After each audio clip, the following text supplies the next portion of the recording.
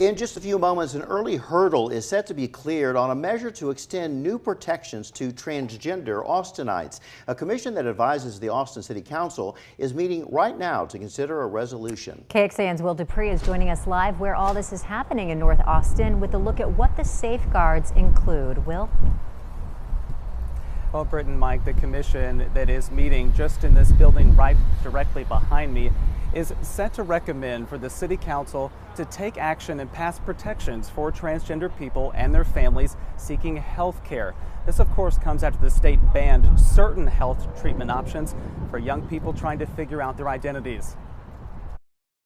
We want to make sure that we can do everything possible to protect them, to make them feel as welcome and as safe as possible in Austin, Texas. Councilmember Cheeto Vela is bringing forward the resolution that makes possible violations of this state law the lowest priority for law enforcement. It's what he did 2 years ago with the GRACE Act, deprioritizing any abortion offenses after the fall of Roe v. Wade. Well, we're doing this to protect those kids and their parents from harassment and prosecution. This is one small piece of protection that we can offer folks here in Austin. Activist Loren Perkins would like other communities in the state to take similar steps. I think that we need to see more action taken by the politicians who claim to have our interests at heart. Some people they know, though, called for Austin to become a transgender sanctuary city.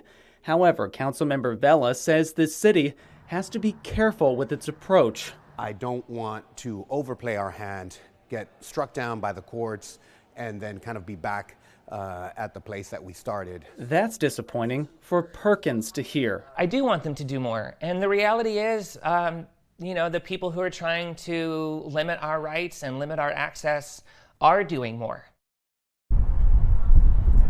And that resolution that we just talked about has yet to make it onto a city council calendar, so we'll of course keep following that and provide any updates once they happen. We should also note that inside this building tonight there is a town hall that's also happening. That LGBTQ plus quality of life commission is also asking for people to share their input about the possibility of an LGBTQ plus cultural center here in Austin. That discussion lasts until 8 o'clock this evening. Reporting live in North Austin, Will Dupree, KXAN News. Thank you, Will. Going in depth on this, Austin is not the only city taking extra steps to protect transgender people. Last month, the city of Sacramento recently declared itself a sanctuary city for trans people, meaning it cannot use city resources to punish trans people looking for gender-affirming care or enforce laws from other places that criminalize that care. Other cities already doing something similar include Kansas City, Missouri, as well as New York City. In fact, 14 states and Washington, D.C. have passed legislation to protect access to gender-affirming care.